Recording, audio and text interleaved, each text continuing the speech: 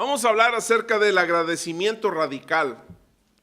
Y la palabra radical es una palabra mal entendida actualmente. Y su significado original de radical significa fanático, ¿verdad? Bueno, es como se usa actualmente la palabra radical. Usada equivocadamente se usa y se interpreta: aquel que es radical es una persona fanática, es una persona al extremo, es una persona al borde, sea religiosamente o políticamente. Así es como se entiende actualmente la palabra radical, como fanático.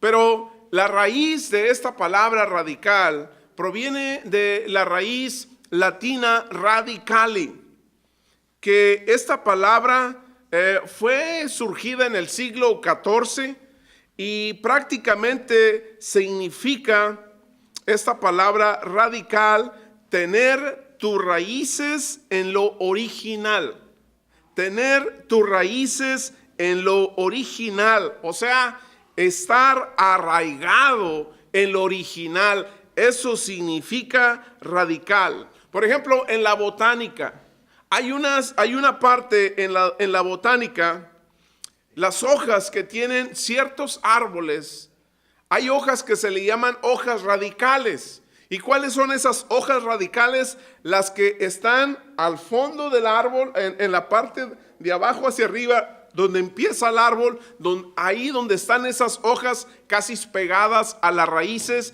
Esas hojas se le llaman hojas radicales.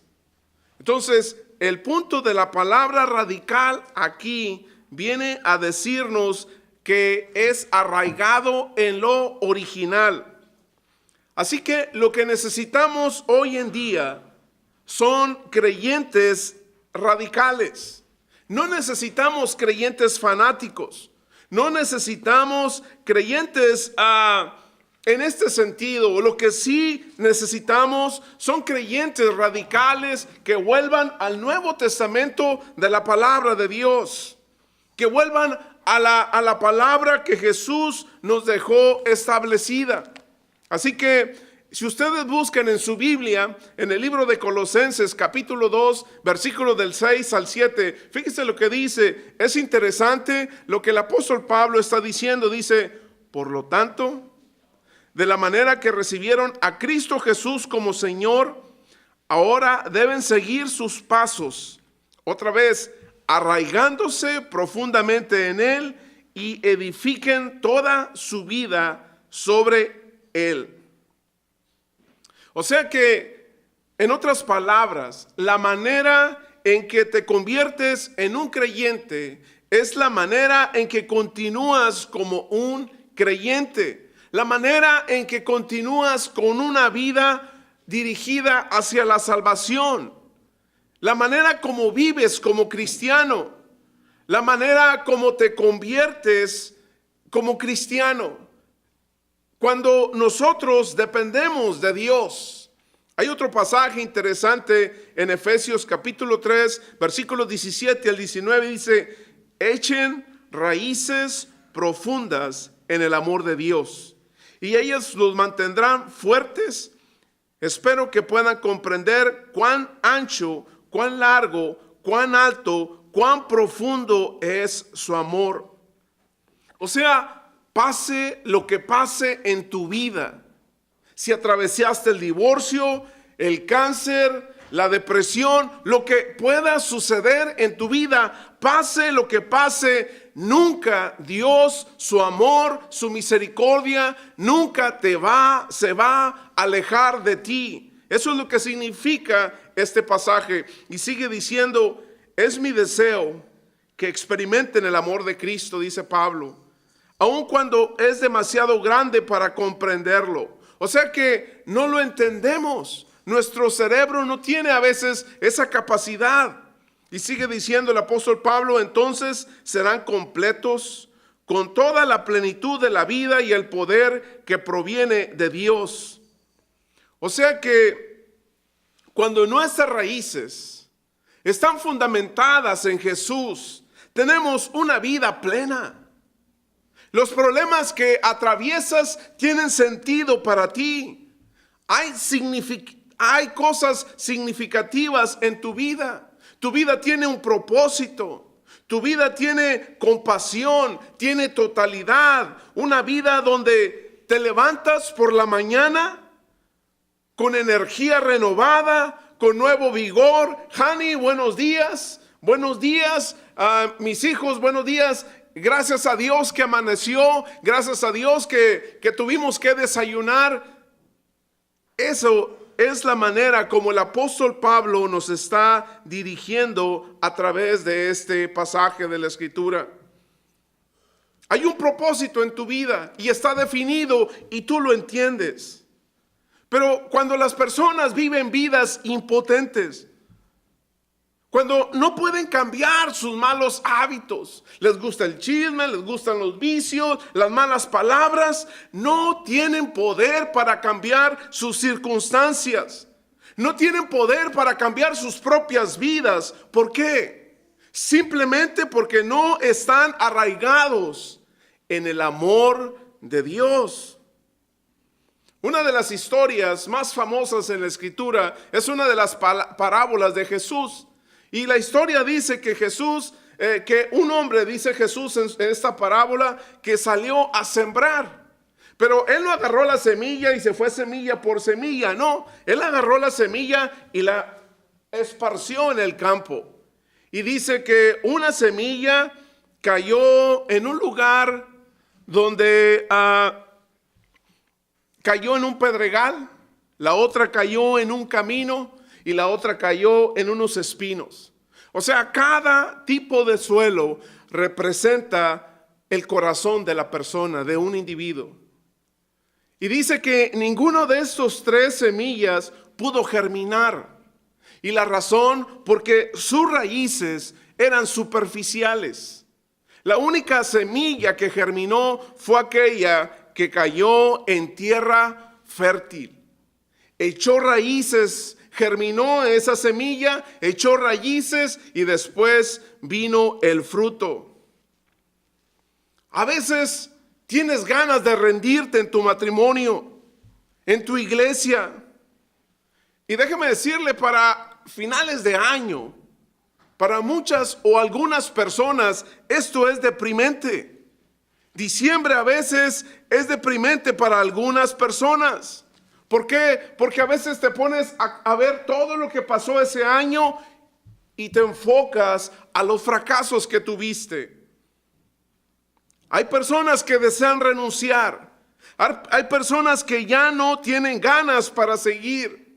Pero si tú eres cristiana o cristiano, fíjate lo que dice la Escritura en Jeremías capítulo 17, versículo del 7 al 8, dice: benditos son los que confían en el Señor y han hecho que el Señor sea su esperanza y confianza, como árboles plantados junto a la ribera de un río, con raíces que se hunden en las aguas. A esos árboles no les afecta el calor, ni le temen los largos meses de sequías. Sus hojas están siempre verdes y nunca dejan de producir fruto. Aquí aprendemos muchas cosas. La pregunta que surge aquí es: ¿cómo sabes cuando alguien no tiene raíces espirituales? ¿Cómo te vas a dar cuenta en tu propia vida que realmente tus raíces no están profundas? Es como esa semilla que cayó en el pedregal o que cayó en el camino o en los espinos. Sus raíces eran superficiales. ¿Cómo vas a saber en tu vida cuando tus raíces espirituales son superficiales? ¿Sabes cómo te das cuenta?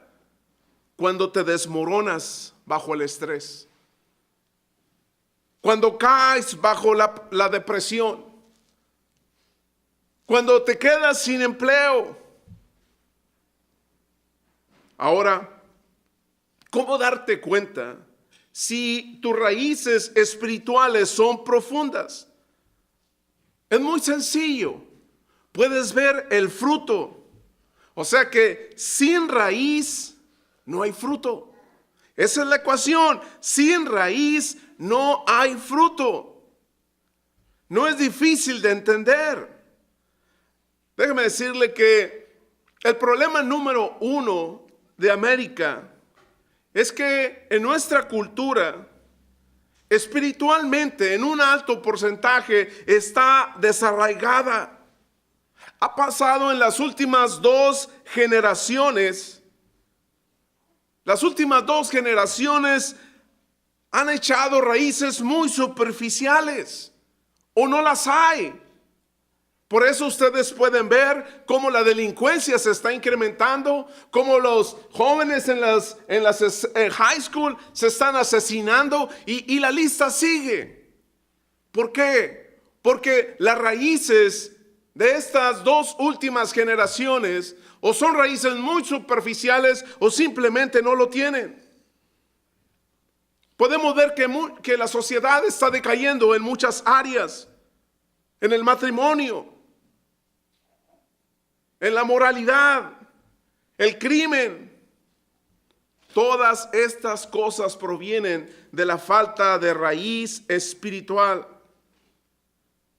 Así que lo que vamos a estar hablando es acerca de hablar de una vida radical espiritual, no fanática. No necesitamos a los fanáticos, necesitamos cristianos radicales que vuelvan a la palabra de Dios.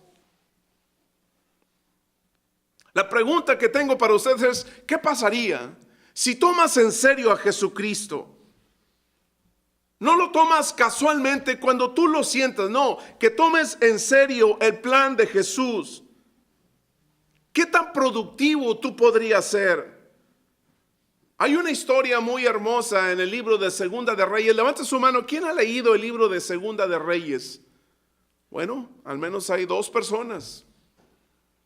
En este libro hay una historia de uno de los reyes que se llamaba Ezequías. Él era el rey de Israel y él estaba en una situación muy difícil. El enemigo de Siria tenía un ejército enorme y ese rey Ezequías sabía que los iban a aniquilar, que ya no tenían oportunidad, ya no había tiempo, ya no había el momento. Lo que hace este rey, cuando se le acabó el tiempo, va al templo, se hinca, se tira al suelo y le dice al Señor: Señor, sálvame, salva a esta nación. Ayúdanos, Señor, estamos muertos. Y hay unas palabras del profeta Isaías para este rey, para Ezequías. Hay una promesa muy hermosa en Primera de Reyes, capítulo 19, versículo 30. Dice: los sobrevivientes de la tribu de Judá echarán raíces abajo y arriba darán fruto. O sea que a través de este problema, esta nación iba a echar raíces. Y una vez que tú atraviesas por los problemas y te afianzas, estás haciendo raíces profundas espiritualmente, entonces va a haber frutos.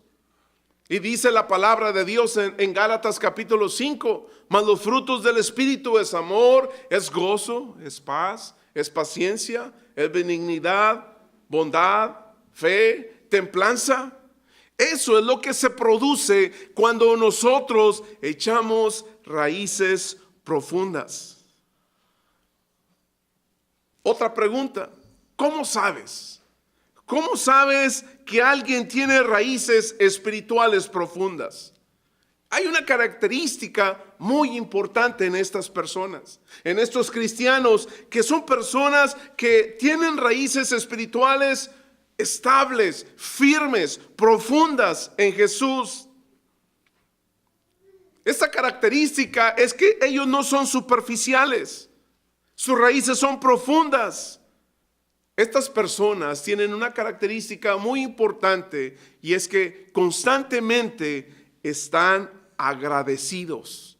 Son personas agradecidas, desbordan su gratitud.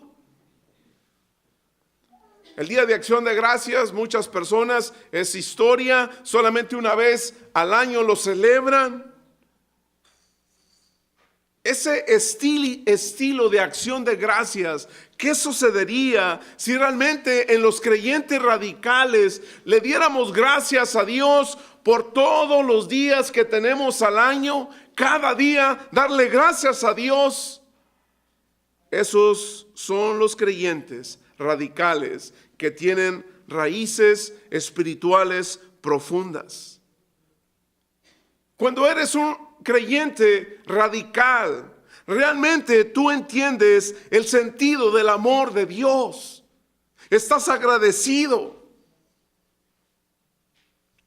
La pregunta que surge, ¿cuál es el significado de agradecimiento? En Primera de Tesalonicenses capítulo 5 versículo 18 dice: den gracias a Dios en toda situación, porque esa es su voluntad para ustedes en Cristo Jesús. Esa es la definición de agradecimiento radical. Déjeme decirle que cualquiera podemos decir gracias, Señor, por el turkey y el pavo que nos diste, o por la comida que nos diste, o por gracias, Señor, por el apple pie, el pastel de manzana que me gusta mucho. Gracias porque nos lo diste. Eso no es inteligente. Simplemente estás dándole gracias.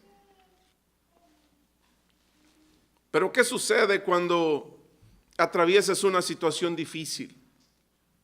Cuando el doctor le dijo a una niña: no vas a poder levantarte de tu cama, te vas a quedar paralizada. ¿Cuál es la reacción de estos padres? Muchas veces como reaccionó la esposa de Job. Job, después de que perdió a sus hijos, perdió todo lo que tenía, vino una enfermedad sobre él. ¿Qué le dice la esposa de Job a Job? Maldice a Dios, Job, y muérete. No se miraba una mujer con raíces espirituales profundas. ¿Y qué le contesta Job? ¿Que acaso nada más le voy a dar gracias a Dios por las cosas buenas? Hermanos, yo creo que aquí está claro en Primera de Tesalonicenses 5:18. Den gracias a Dios en toda situación, porque esa es la voluntad de Dios para ustedes en Cristo Jesús. Esa es la voluntad de Dios. ¿Por qué eso es verdad?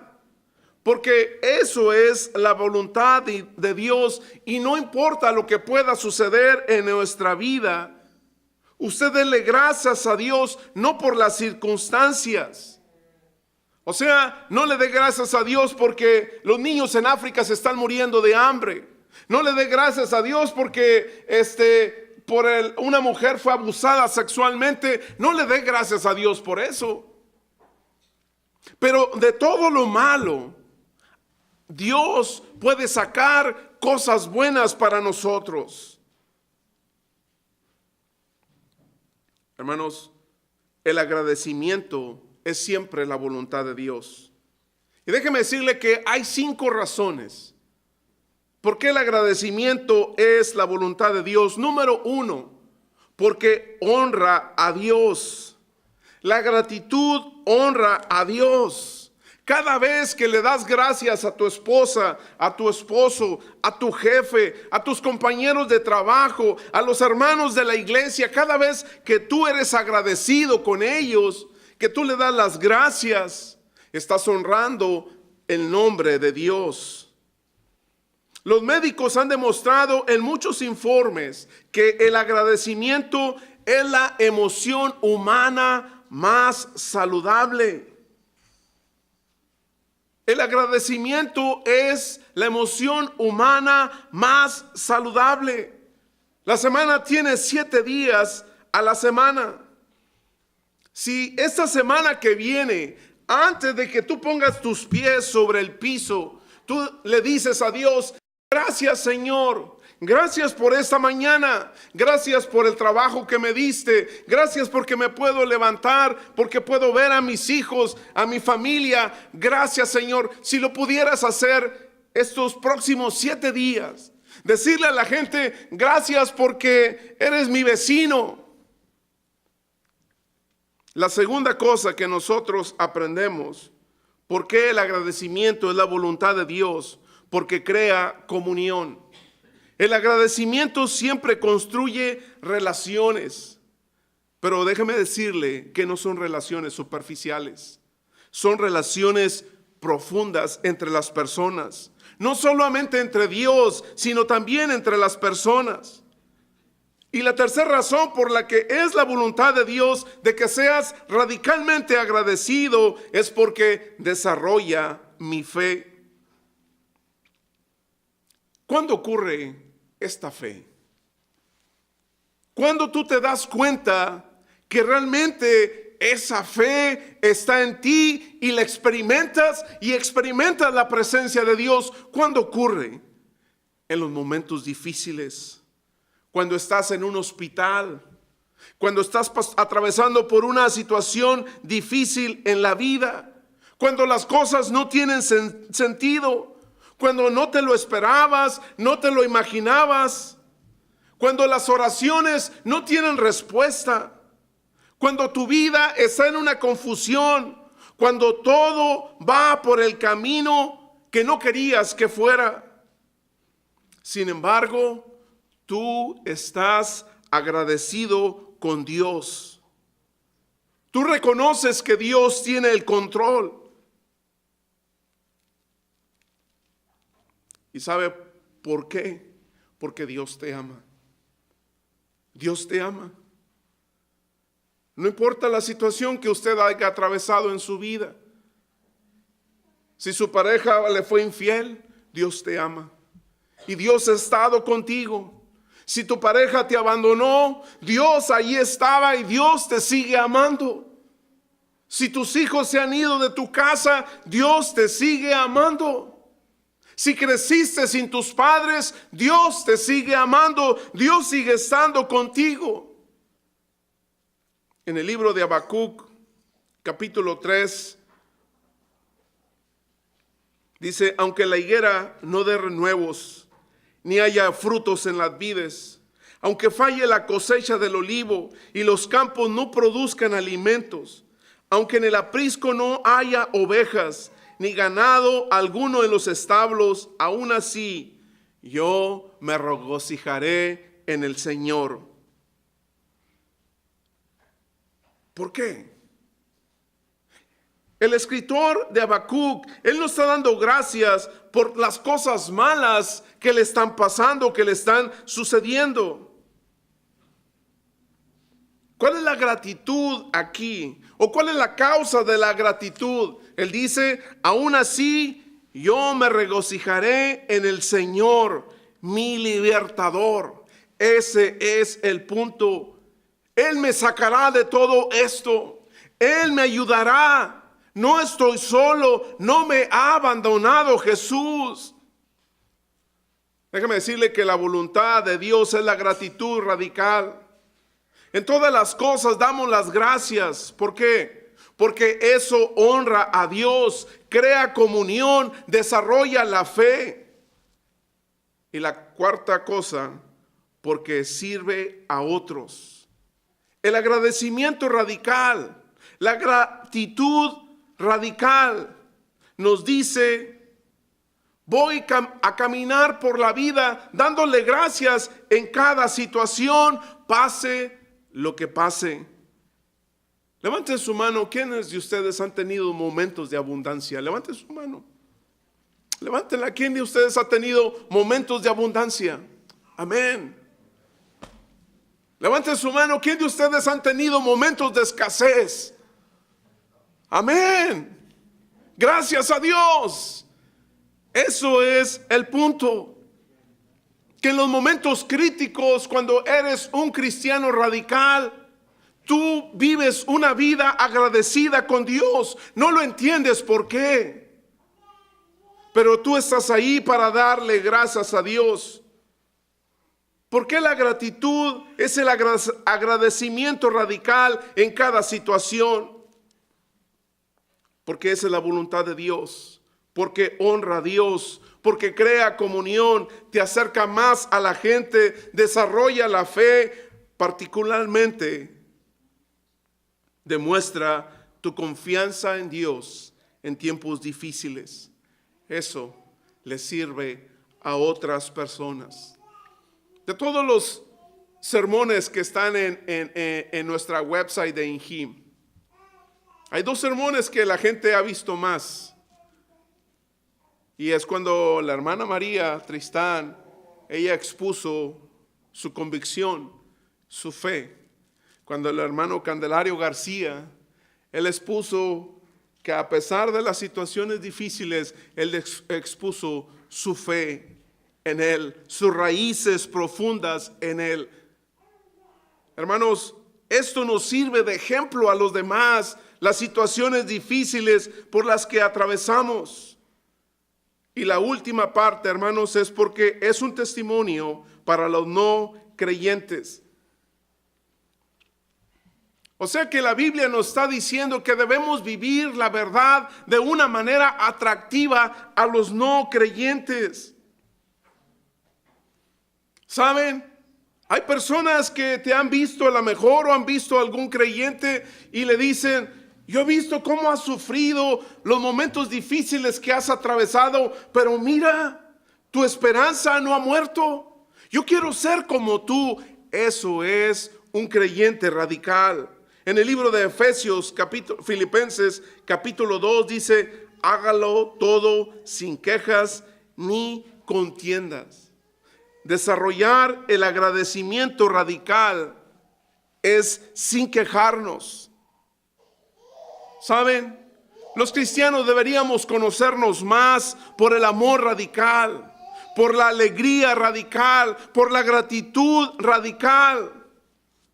Hay una palabra para eso, ¿y sabe cuál es? ¿Sabe cómo se llama? Ser como Jesús. ¿Y sabe cuál es el problema? Que realmente no lo hacemos.